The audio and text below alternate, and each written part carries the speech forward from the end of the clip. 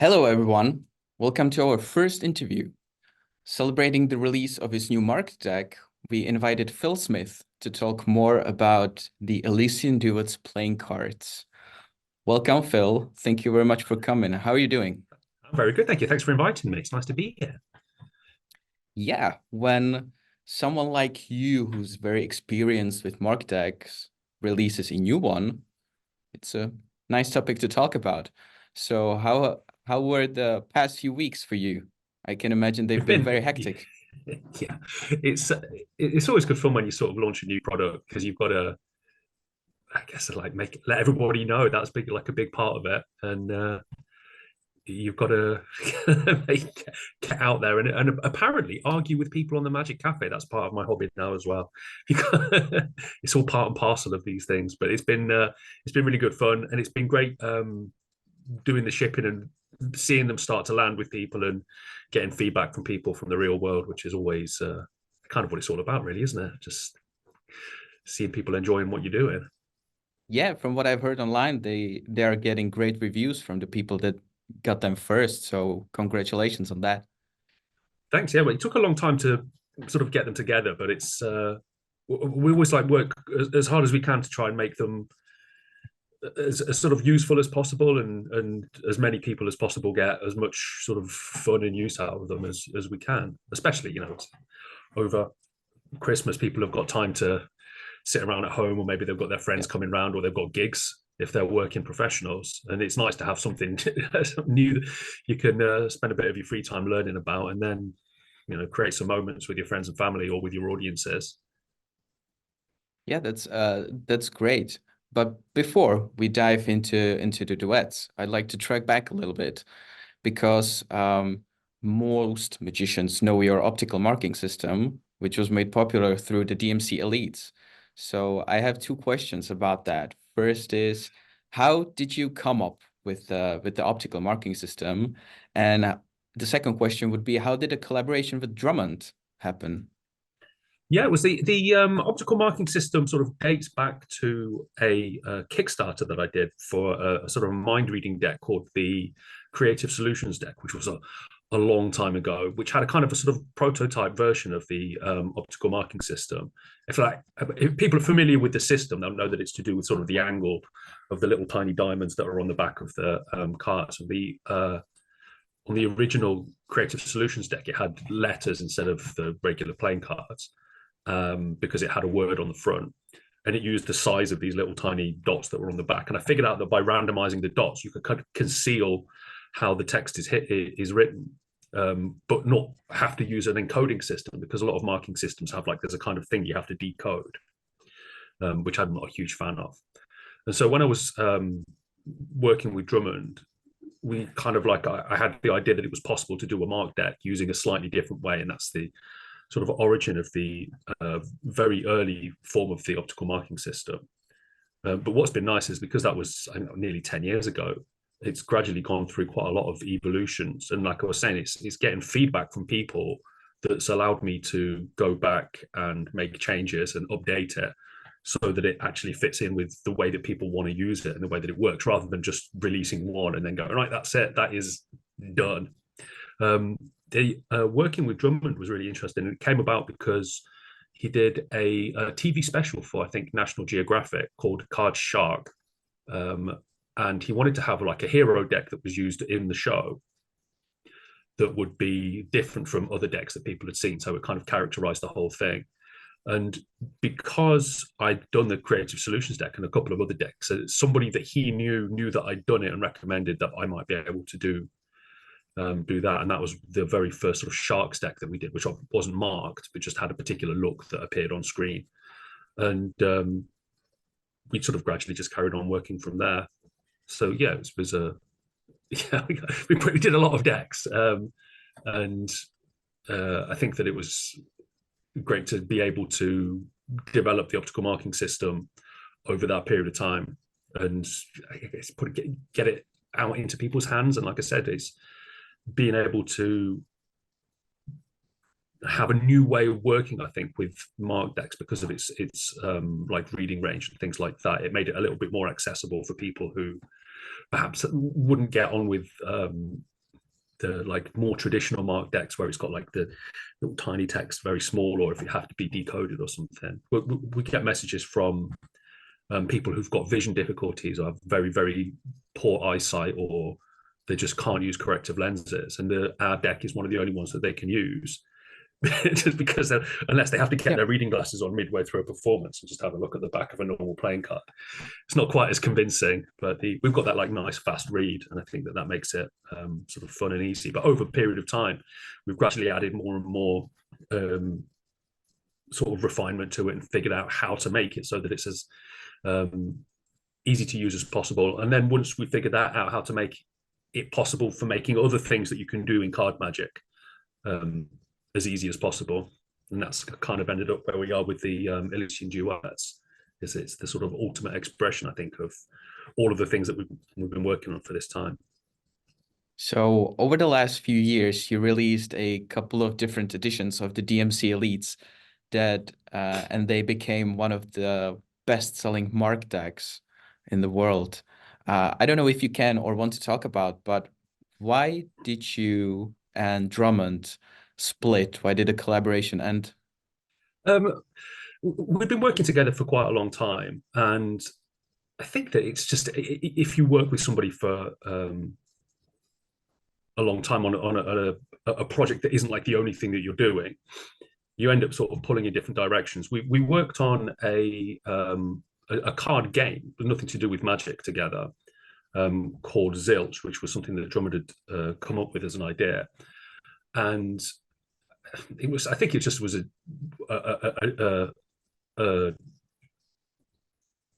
difference in how we wanted to attack things. That he really wanted to work on and develop more this sort of aspect of games, card games, board games, and things like that, because it's something that he's very passionate about that I wasn't really aware of. Whereas I'm still, my heart's in magic. I'm a magic lifer. Unfortunately, it's impossible for me to escape magic now at this point. I'm trapped. So I was keen to carry on doing a lot of development work on the projects within magic, and he's interested in developing more and more that sort of space. And I don't know if you follow it, Drummond on Instagram. He's got a residency at a very high-end hotel in Dubai at the moment, which is incredible. And it just didn't really work out, so we just ended up separating our endeavors. It wasn't. I wish there was a really exciting, dramatic story that I could tell where there's all kinds of magic beef going on, but we just ended up separating what we were up to, really. Yeah, I remembered that when you posted the statement that you and Drummond are going your own ways. People were wondering if there will be more cards with the marking system, if you continue with printing cards. So here we are with the Elysian Duets. Yeah, so that was quite a long time ago now. So it feels like it was not that Yep. long, but we've been working on the duets for a while now. I've been Yeah. wondering how long have they been in the works, especially since you mentioned that you refined the marking system through the years. So how long did it take to come up with the Well, ultimate version, as you call them? so essentially, it's been a case of, like I said, gradually reworking and figuring out the OMS, the optical marking system, and finding out Yep. what the sort of the limits of what it can do are. And so I've worked on a lot of other projects and sort of working on projects for other creators and other people and figuring out what is possible with a marked deck in terms of how much information you can put on it. So I've done a few sort of more experimental projects where it's a lot more dense. There's a huge amount of information on there.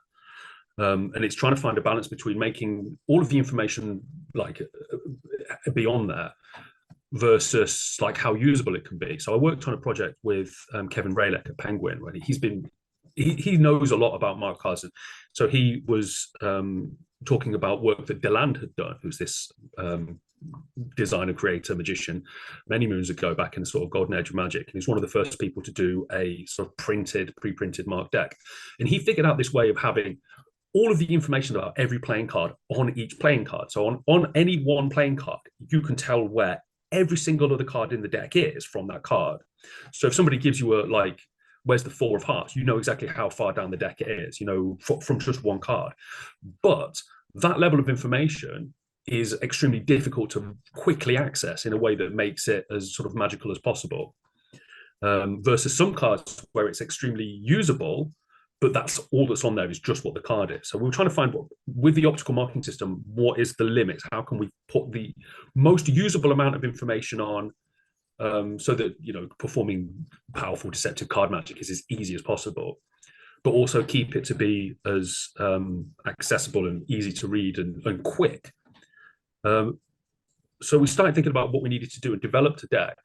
But then rather than going straight to print with it, because feedback from customers, like I said, has always been a huge part of what we do. And it's an important part of design to be able to iterate and find out how people want to use things and then adjust the product to that. I didn't want to do a version 1 that wasn't right. So we printed, this is one of our prototype decks, one of the early duet decks. We had about 30 or 40 of those printed and sent them out to people who I knew used the previous decks or whose opinions I saw very highly valued. And asked them to spend some time with the deck and then give me feedback if there was any changes that they wanted to be made.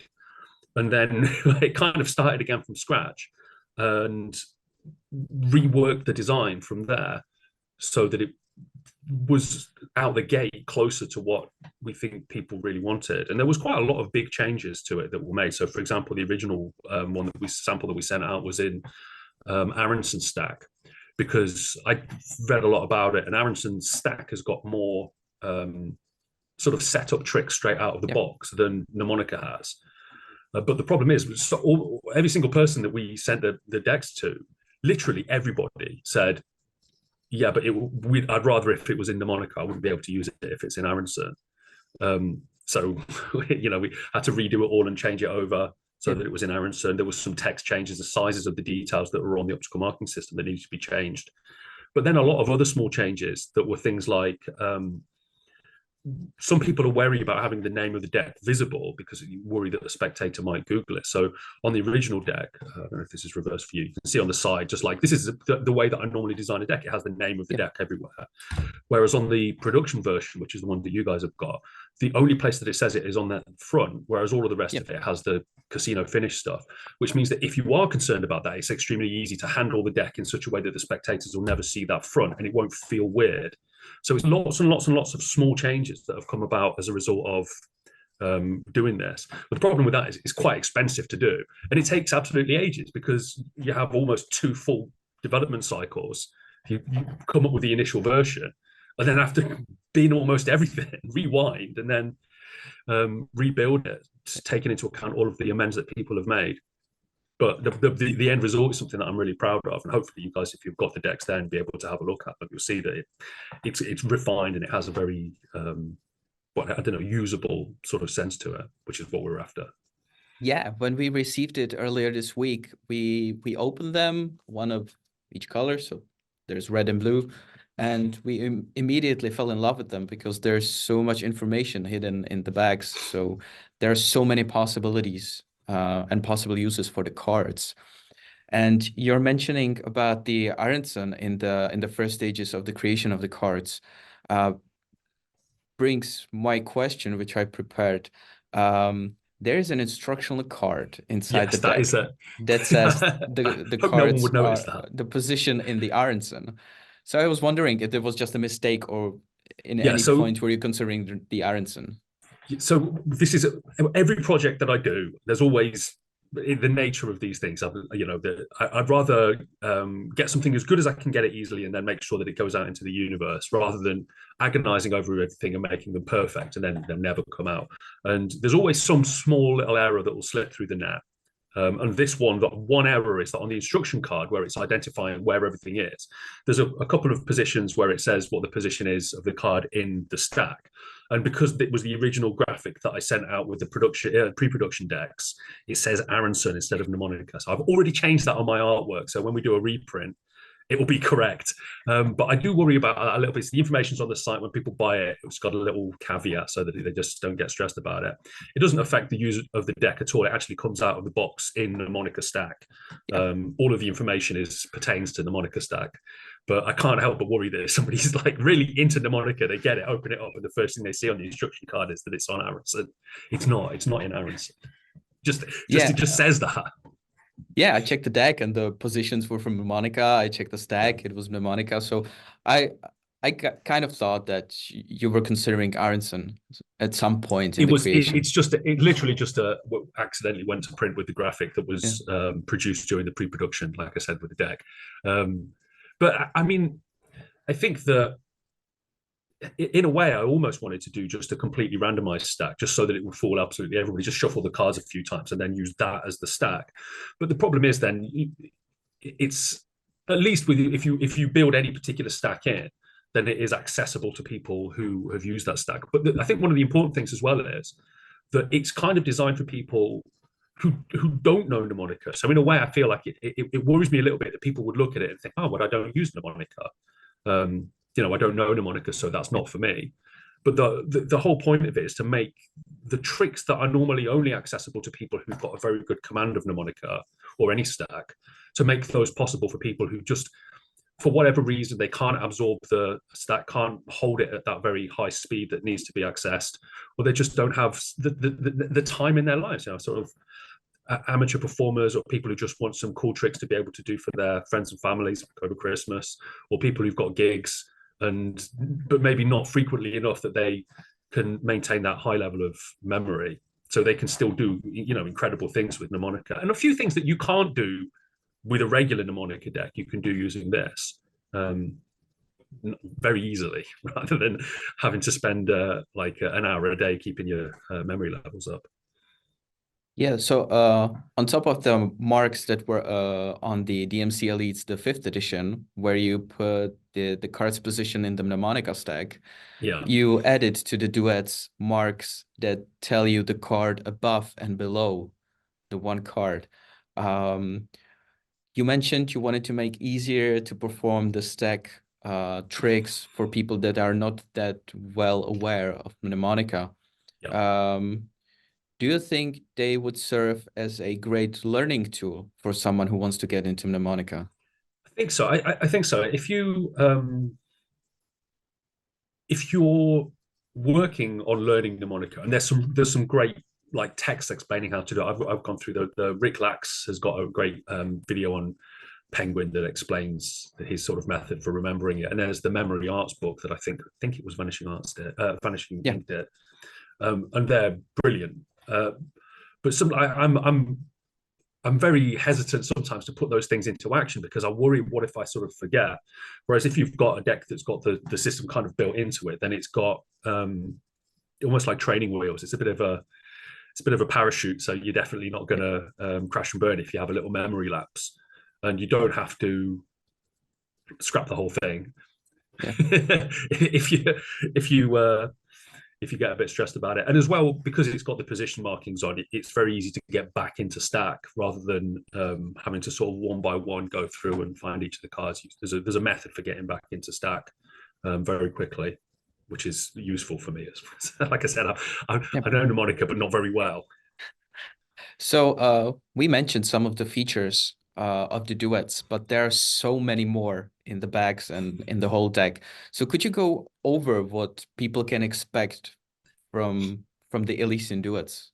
Yeah, so it's the main feature is that it's got that optical marking system, which means that it's got all four corners. You can tell what the card is that you're looking at, and it's like a very fast read. You can read from a range. It works in a dark room if you're performing a gig after hours. Um, and also because of the way that it's done, you can read it from a tight spread. But I think people are familiar with that. We've also, the deck comes in mnemonica, and it's got the position markings on both sides, so that you can tell from a spread which card, where in the stack you are. So obviously the first one is O1, O2, and all the way through, which itself is very useful. And we've got tricks and instructions that explain how to use just that, even if you like don't know mnemonica. Uh, for this generation, we've added in the marks for the card above the card. So if you cut the deck anywhere, Yeah. the top card will not only tell you what that card is, but it will tell you what the face card of the deck is, which is very useful. And also, it's got the mark for the next card down. So if somebody cuts the cards and gives you the top half, you can see from the bottom card what the top card of their pile is. There's lots of flexibility for performing things like that. We've also got a new one-way marking on the back, which is very, very easy to read, and also extremely subtle, because I sent all of the pre-production decks out, and and in the instructions that were originally with it, it didn't explain what the one-way markings on the back were, and no one saw it, which I thought was quite nice, given that Yeah. I'd given them to people to be able to. Somebody suggested that we should put a one-way marking on the back. I was like, well, you're going to love this. So that's very easy to read, and it's been designed to be easy to read from a very tight spread from quite a range. We've got a one-way front, which we've used for quite a long time, which is very easy to read from an index, which doesn't feel like it would be very useful, but it's very flexible. There's a couple of cool, interesting and fun things that you can do with that. We've got a joker, which has got a really nice card reveal on it, which allows you to do a regular sort of force, and then by doing a cool change that the card appears on there. It comes out of the box with a double backer. We had enough cards to add in a single gaff card, and I figured that that was one of the most sort of flexible gaffs that people can use. And it also is marked, so you can see as you go into the face down deck which one is the double backer, and it integrates nicely with the mark. But there's tricks that you can do using the mark deck with the double backer that are very similar to an invisible deck, for example. Yeah. Which integrates and uses the double backer and the marks together. Very hard to backward engineer. I really like that. And there's a few other things as well. There's a QR code reveal on the bottom of the deck, on the tuck, and I think that might be about it. That's pretty much it. That's plenty though, isn't it? That's a lot. What do you want? We couldn't really fit at this point with the way that the optical marking system works. It would be very difficult to actually fit anything on the back on top of what we've put in there. Yeah, there's no space. Down. So those are that's like the essentials. Yeah. That are, however you want to come up with stuff. Like one of my greatest pleasures in Magic is developing new materials, or thinking up new tricks, or figuring out solutions to tricks. And it's like a toolbox with all of these little bits and pieces. So anything that you can think of that you would like to be able to do, there's probably about 4 different ways of doing it. Or you can combine this method and this method from the deck, and it creates this almost sort of self-working kind of construct. Really, look, I'm an evangelist for it. I'm a big fan of sort of what we spent this time creating, and I think that people are going to like enjoy using it to perform with, and using it to come up with their own original ideas with. Yeah, you've slightly touched on that. So the deck comes with an instructional card that explains the basics, like where the marks are and how to read them, but you also get like a very extensive instructions list with multiple effects. So could you tell what the effects are, and why did you want to include them with the deck? Well, like I said, one of my things that I love doing is coming up with these tricks, developing tricks and ideas, and I kind of want to make sure that everybody's got out of the box, that they've got something that they'll be able to do. So previously, when we've done projects like this, there was originally with the Elite, there was no tricks or instructions or anything about it, because it was kind of a new way of approaching things. And we eventually developed like some content that was like explained the tricks and sold them separately. But I saw like the reviews that people posted, and a few people said, "Oh, it's a shame it doesn't come with tricks." So we changed the way that it works so people could just download the tricks. But with this one, I wanted that to be out of the box. People would be able to see what you can do with the deck. And if people never want to come up with their own tricks, there's just a load of great tricks that can use the different features of the deck. But the instructions that are on the website there is a trick for every one of the different elements that we just talked about. So it explains how I use the one-way front. So it explains how to use the position markings on the stack. It explains the tricks using just the marks. It explains the trick that uses the marks above or the marks below. So it's like an explanation, like a primer on ways to implement those different features. And ideally, people will be able to, once they see them in use in those, they'll either learn those tricks, and that's plenty. There's a lot of really great tricks in there. Or they'll start thinking, oh, actually, if you did this bit from this trick and this bit from this trick, you can combine them together and create this effect. It's kind of like an introduction to the deck, just walking people through what you can do, and then going, right, now it's your turn. Now you figure something out. And I'm starting to get people messaging me with, oh, have you thought about this? Maybe you could do this, in terms of how to use it, which is one of the things that excites me most about these projects. You're giving out a whole toolbox with the deck. Well, that's kind of what we were hoping for, was that it would be, like a toolbox of really nice little methods, almost like a magic kit all in one deck. So it kind of does all of these different things, and some of them will, you'll never touch if people never use. Some people say, like, I don't use mnemonic, I don't use the stack markings. Don't use them. You just don't Yeah. don't use them. You're never going to use all of the system, all of the different features in one trick, because that would be a very complicated trick. Yeah, That's but some of they are this there when challenge. you need them. Yeah. So if there is a time when you think, oh, it'd be great to know like what this card is at this point in this routine, there's a way of doing it. Maybe you've set the deck up one way, so it could be shuffled, so you don't need to worry about the stack. But then you've got the option as well as if you want to do it face up because it fits in with the narrative of the trick. Yeah. For you to memorize them, for example, then you can see from the faces what the card is. Or if the logic of the trick means that at that point you're not supposed to know what any of the cards are. For example, you can do the face down spread, and then the one weighing on the back is going to step in and allow you to identify all of these different things. It's really it's yeah, like I said, it's kind of intended to be this toolkit. And I really hope people will come up with some nice uses for it. Yeah, it's a great one. We're certainly happy that you made another deck with the optical marking system because the cards are very popular and they are fantastic. Oh, thank you. Thanks a lot. I was wondering, beside the features, the cards are called the Elysian Duet. What does the name have a special meaning? So yeah, we spent a long time sort of thinking about what, rather than just being like, oh, this is the next. What's like almost like the philosophy of the product? What's the project? But if this is a piece of art, which I like, I think that what we do is art. What's the feeling for it? And there's a sort of golden age magician from around this area called Peter Kurzel, Roger Kurzel, the great Korzelli, who had this sort of philosophy about performing magic with somebody rather than for them is almost like a duet that you work together with them to create the illusion of what's happening. And we kind of just, that was part of the energy that we wanted to go in with. So when when people write up magic tricks, and I've written a million tricks like that, you always talk about performing for someone, performing magic for your audience, that it is something that you almost like you give a present to someone. This is for you. It is something that they receive and you deliver. Whereas if you actually, you're almost working with them. They have to buy into what you do. You have to take them to that place. You have to create the illusion, but you're kind of performing it with them. Like, where it's going and they don't, but it's a collaborative thing. So that's the sort of the duets part of it. That was the duets. And we didn't just want to call them duet. There was the Elysian is like the heaven, that's what its meaning is.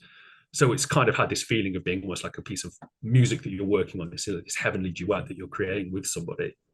And it breaks down in lots of different ways, because when like I sit in my office here and produce these things, and then somebody takes the deck and uses it in their own performances, that there's an element where it's a duet between me and them, that I'm listening to this is what people want, do it in mnemonic instead of Aronson, and then I can, work. And there's lots of different ways in which that sort of idea manifests. And once you start noticing those, I think it's quite a good sign that a direction that you're taking an artistic endeavor in is good, because it's obviously resonating.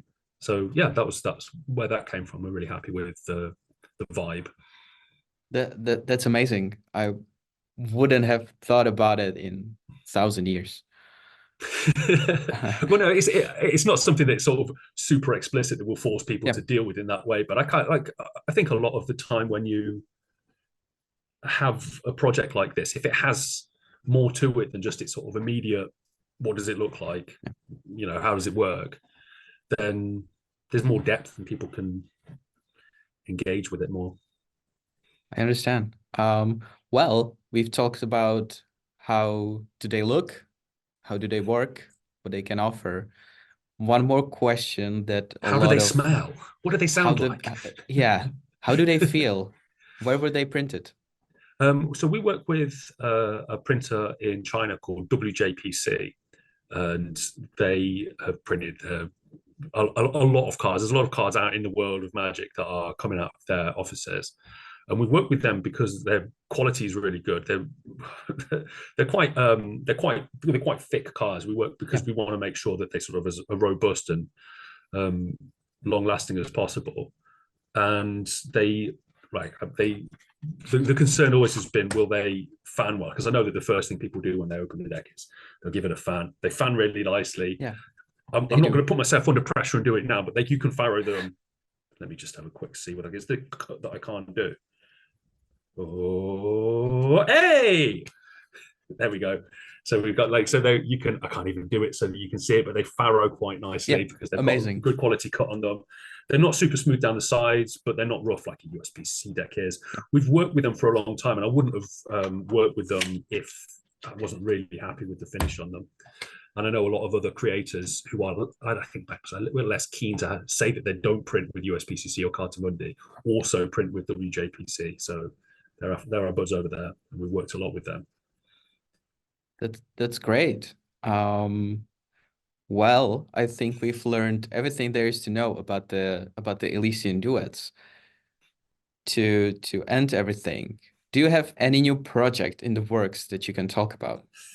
But apart from the one that I'm working with you guys on, I've not finished doing. All What? kinds of stuff. No, couldn't possibly comment. No, we've got a few new things that are going to be coming out at Blackpool that people will be able to come and catch us up with. We've got the Fusion Mosaic Phenomenon, which is a trick that I've just released. That's not really a playing cardsy trick, although it does use playing cards. A really interesting sort of optical illusion kind of thing. That's like Roxana's killing herself shipping literally now, instead of doing Christmas stuff. But there's always a few new things that are sort of bubbling around in the background, other things that I've been working on with other magicians. I think I've got a couple of things that I've done the design for Craig Petty with that are going to be emerging at some point soon. And yeah, it's always all go here in the shed. That's amazing. So we can look forward to a lot more good stuff from you. I hope so. Yeah, I'm trying to keep things as busy and interesting as possible. But like I said, I'm always trying to make sure that the stuff that comes out is good. Try to think about it on a good level rather than just thrashing them out. Hopefully, it's a Of hit. course. Of course. Well, thank you very much, Phill, for your time and for the great overview of the decks and the behind the scenes looks. So again, congratulations on the release. I Thank you. hope that when more people start receiving them and playing with them, you will get more great and rave reviews for them. And Me too. enjoy your holidays. I'll try to. Yeah, Stop packaging and shipping for a couple of minutes and give it a few hours and then straight back yeah. to it. Yes. Thanks for having me on. I really appreciate it. It's been really nice talking to you today. Thank you. Hopefully see you soon. Thanks a lot. Bye bye.